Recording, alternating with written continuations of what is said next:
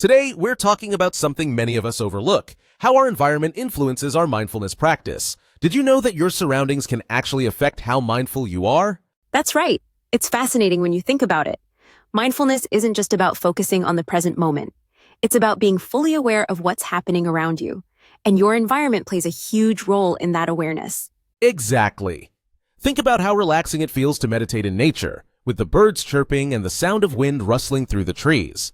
Nature helps us feel more connected to the present, and science backs this up too. Research has shown that spending time outdoors enhances mindfulness. That makes sense.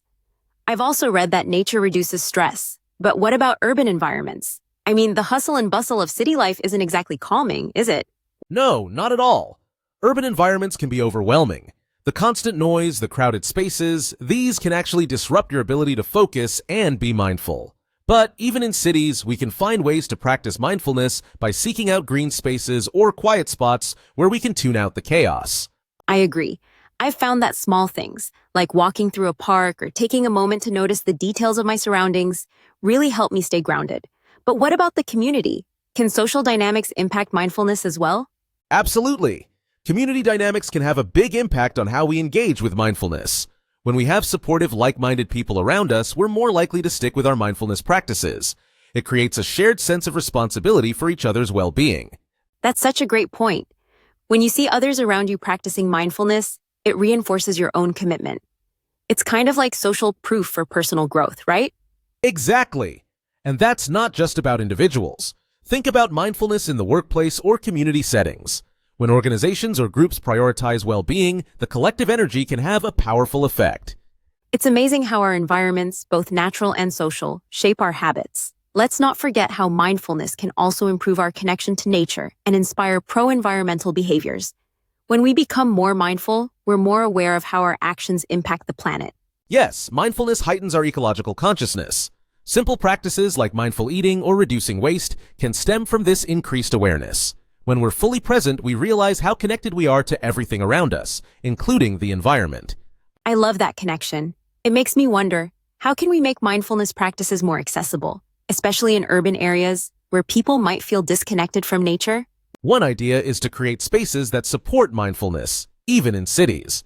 This could mean setting up quiet zones in parks, incorporating nature into urban design, or even practicing mindfulness in a group setting. It's about carving out time and space to connect with ourselves and our surroundings. That's such a great approach. And another idea could be using mindfulness techniques to reduce stress during the workday.